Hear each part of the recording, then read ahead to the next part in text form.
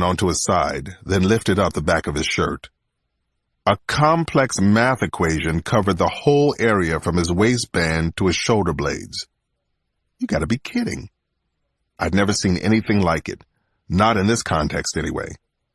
Samson motioned the scene photographer over to get a shot. "This is new," John said. "The last numbers were just on the face. Makes me wonder if our guy's been practicing. Maybe other bodies we haven't found." "Well, he definitely wanted you to see this one," Porter told us. "That's the other thing. There's not near enough blood here for the amount of blunt force trauma. Someone pounded this kid, then brought him here, and then did the fancy knife work." The photographer let out a snatch of the Twilight Zone theme before Samson stared him down. "Sorry, man, but damn, I'm glad I don't have your jobs today." Him and everyone else. "So the question is, why bring him here?" Samson said.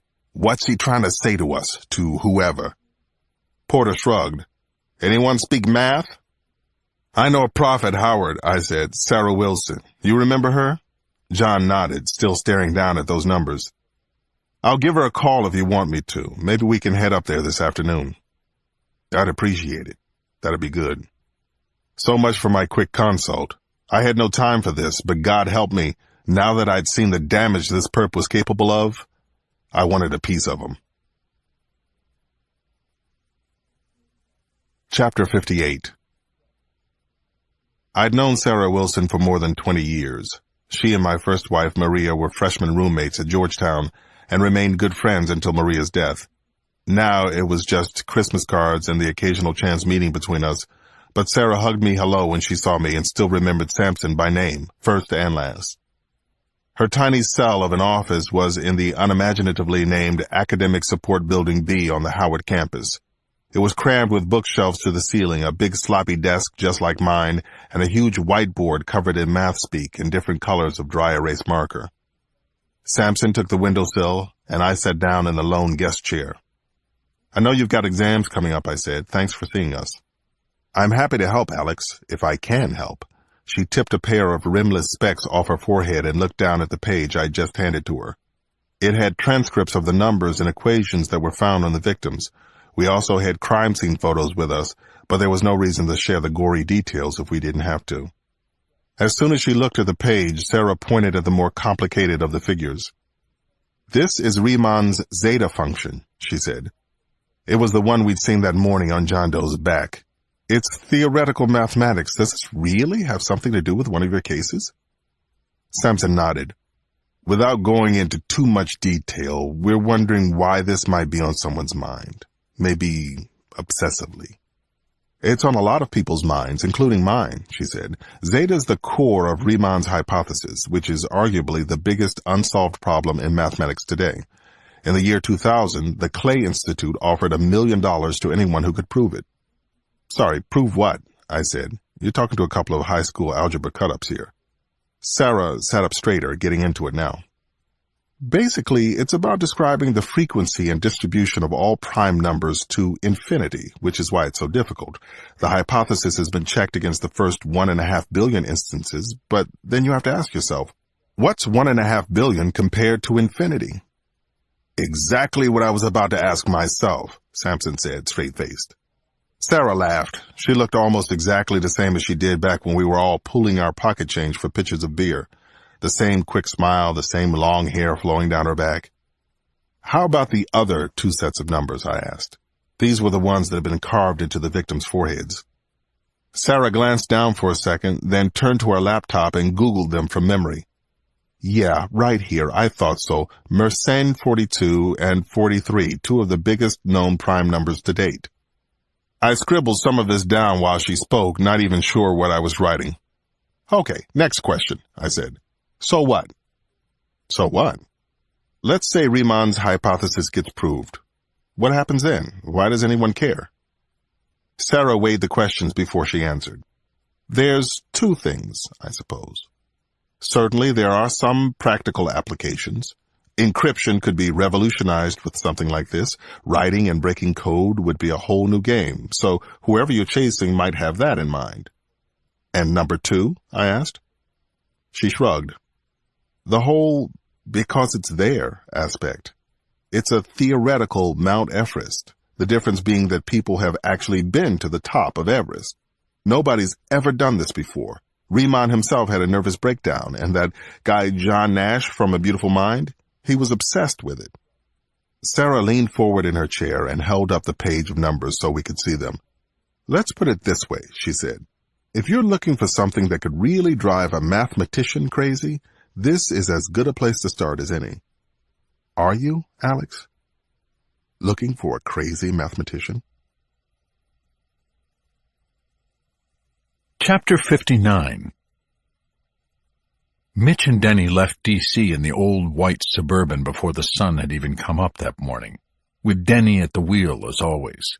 He'd handed Mitch some easily digestible bullshit the day before all about reconnecting with his people now that he was a real man, and Mitch had gobbled it up, even taken it to heart. In truth, the less Mitch knew about the reason for this little road trip, the better. It was about 5 hours to Johnsonburg, PA, or as Denny thought of it when they got there, Johnsonburg, PU. The paper mills here put up the same sour stench as the ones he'd grown up around on the Androscoggin. It was an unexpected little reminder of his own white trash roots, the ones he'd ripped out of the ground 20 years ago. He'd been around the world more than once since then, and this small town was as close to going home as he ever cared to get. "What if she don't want to talk to me, Denny?" Mitch asked for about the 85th time that morning. The closer they got, the faster his knee jacked up and down, and he clutched at the stuffed yellow monkey on his lap like he wanted to strangle the damn thing. It already had a tear in its fur where Mitch had pulled off the security tag at a Target in Altoona, right before he'd stuck it under his jacket. "Just try to relax, Mitchie. If she don't want you here, it's her loss. You're an American hero, man. Don't ever forget that. You're a bona fide hero." They came to a stop outside a bleak little brick duplex on a block of bleak little brick duplexes. The front lawn looked like the place where old toys went to die, and there was a rusty blue Escort heaped in the driveway. "Seems pretty nice," Denny said with a frown. "Let's go see if someone's home." Chapter 60. Someone sure was. You could hear the music coming right through the front door, some kind of Beyoncé shit or something like that. It took a couple of rounds of knocking before the volume finally went down. A second later, the door opened. Alicia Taylor was prettier than her surveillance photo by far.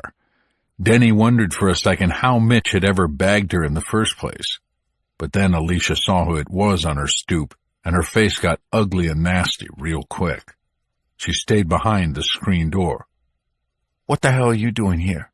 she said by way of a hello. "Hey, Alicia." Mitch's voice was husky with fear.